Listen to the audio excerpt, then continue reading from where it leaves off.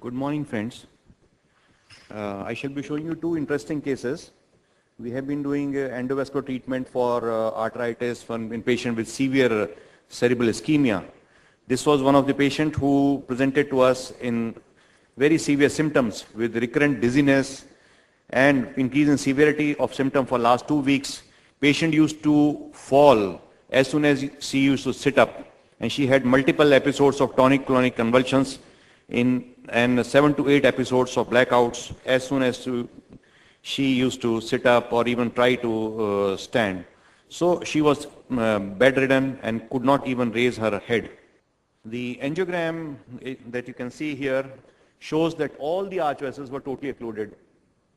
The digital subtraction angiogram on this slide shows that the innominate artery, the left subclavian artery, the left common carotid artery is totally occluded, and patient was just alive on some collateral circulation with total occlusion of all the vessels.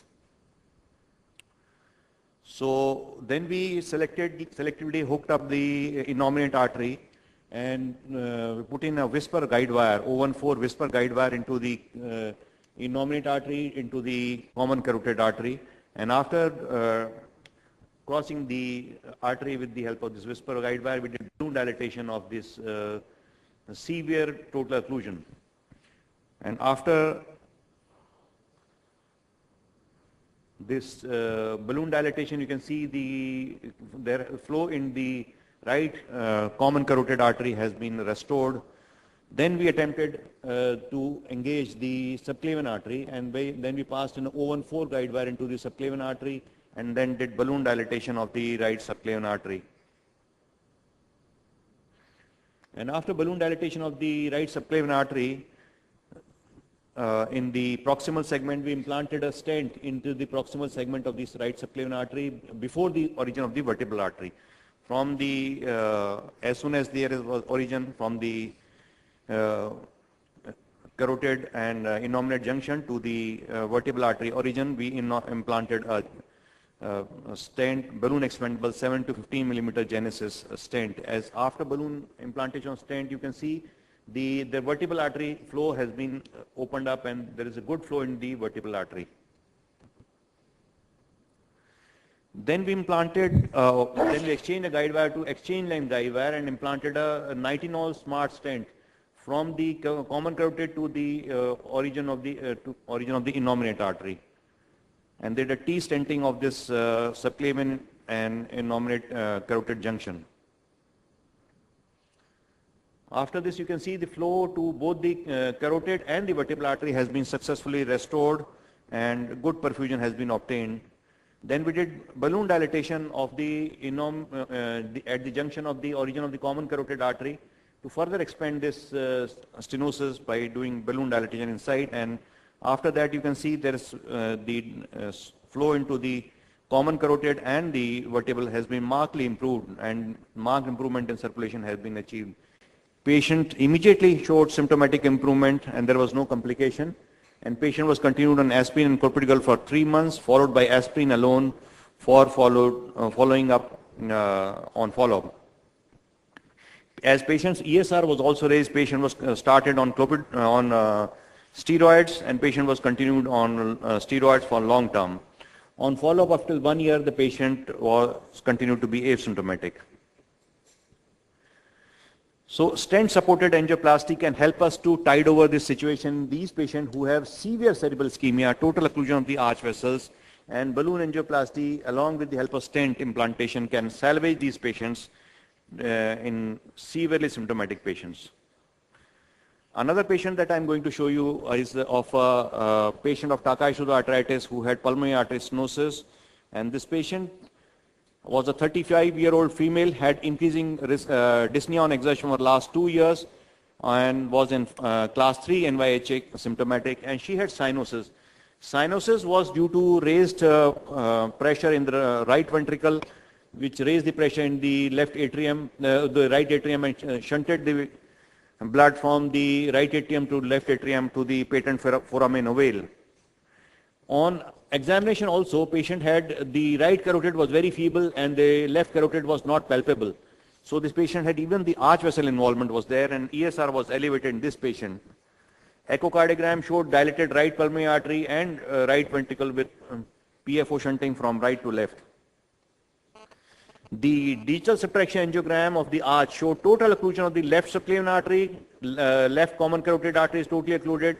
The origin of the stenosis, the common carotid, right common carotid has severe stenosis, but the abdominal aorta, renal and the coronary arteries of this patient was normal. So this patient had severe elevation pulmonary artery hypertension because of the severe stenosis of the right pulmonary artery origin. The left pulmonary artery was normal. Then we engaged this catheter, through a guiding catheter and passed a 035 guide wire or 014 guide wire, and did an intravascular ultrasound of this patient, which showed that there was diffuse transmural thickening of all the three layers of the pulmonary artery. And then we did balloon dilatation. After balloon dilatation, you can see there's dissection which led to dilatation of this lumen of the pulmonary artery origin. This is the, you can see the intima has been separated from the media here and led on to dilatation of the pulmonary artery. This is the procedure of the stent deployment. We took a Geomed stent and mounted over a balloon and implanted the stent into the origin of the pulmonary artery.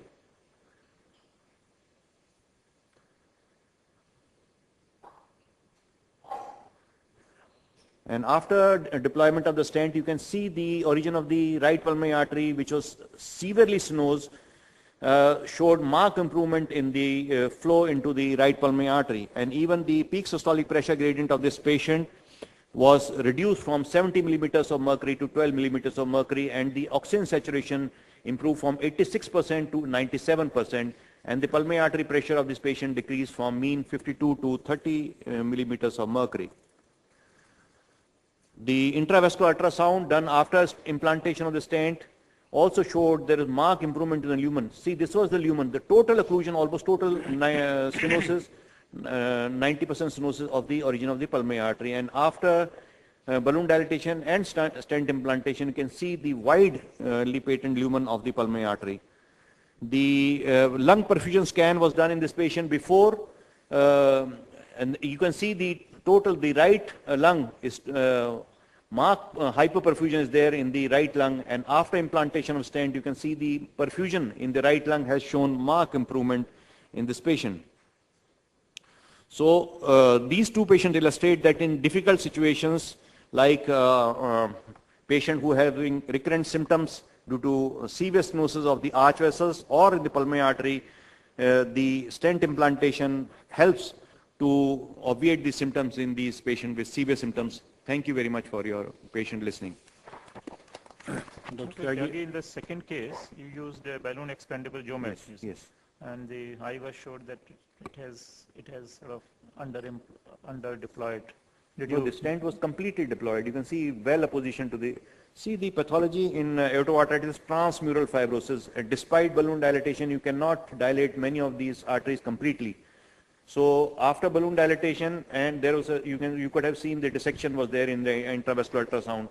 So to further widen the lumen and patch up that dissection, we did stent implantation to open up that artery. So with that IVUS, the last IVUS which you showed, you were happy with that IVUS? Yes, absolutely. It is properly deployed stent. Huh? Absolutely. Dr. You can see this. It's not seen here. Yeah, this one. Here. You can see this is the stent. It cannot go like the atheroma. Atheroma uses like a butter. You can just push it around, but here it is dense stone-like fibrosis. So it's difficult to dilate, and this is with high pressure balloon, one had been able to open this severe stenosis of the pulmonary artery origin. Dr. Tyagi, some of the patients have a very mixed picture where they present subacutely with still a lot of pain on the arteries and the ESRs are high with a subclavian or a carotid involved, and they are not really symptomatic on carotid front. When do you intervene actually, when you really don't know the activity of the disease? What is the proper time? No, we start the patient on steroids, and then after if the patient is severely symptomatic, we take up the patient for angioplasty. We don't wait for a month or two. If like patient having convulsions and syncope, We cannot wait for months together. If to, they are not uh, symptomatic, then you going to wait for. Yeah, if they're not symptomatic, certainly one can wait for the activity to come down, ESR to come down. Total activity substitution does not, may take year or two. So steroid have to be continued on long term, but if the ESR comes down, then we can certainly take up the patient. Even in active stage, we can take up a patient for angioplasty. What is the protocol for steroids? Protocol for steroids, we start on 1 milligram per kilogram body weight of the steroids, and as soon as the ESR settles down, then we reduce the steroid dose, and then maybe even nowadays we are using steroids which have less activity on the bones, and we use Defacort in these patients to reduce their symptoms on the side effects of the steroid Is there therapy. any role of steroid sparing drugs? Pardon? Any role of any steroid sparing drugs in this condition? Steroid sparing drugs are used later on. If they do not improve on steroids, then we use methotrexate or cyclophosphamide or mycophenolate. But otherwise, first line treatment is steroids. In the first case, it would be interesting to know where the collaterals are coming from, because all the upper limb vessels are totally blocked, both the carotids, the vertebrals. So how the cerebral circulation is being maintained? Certainly, it is difficult to imagine Is how there the any patient CT was scan surviving. or There anything? was some collateral from the arch, or just patient was surviving and Yeah. managed to reach in a situation where immediate intervention could salvage that situation. Was any CT angio done in this patient? The CT angio was also done, showed total occlusion of all. But sir, there was some few collaterals, maybe arising from the arch or some maybe thyroid EMA artery or something. In the first case, what about the left side? When will you attempt that? Pardon? Left side. You open the right side, right? No, common the left side was totally occluded, long segment starting from the arch to the origin of the internal carotid artery. And after the improvement of symptoms, if you are able to revascularize the anterior and posterior circulation both, so attempting that would have been hazardous in these patients. Dr. Loshan has a question. Dr. Tyagi, in this TACA issue, usually it's difficult when you try to open the artery with the balloon. Many times we have experienced that balloon even ruptures because and sometimes dissection is reported. Is there any particular technique? You go slowly on the pressure, or you're supposed to do it quickly? Is there any? Initially, when the cutting balloon is available, we tend to dilate them with the help of cutting balloon, and then do a high pressure dilatation. But one should stop whenever patient experiences severe pain. That is a sign of rupture, and one should stop dilating at that point and accept a suboptimal result as compared to rupturing an artery. Okay. Mr. Chairman, if there aren't any further questions, we'll move on to the next presentation. Thank you very much, Professor Tyagi.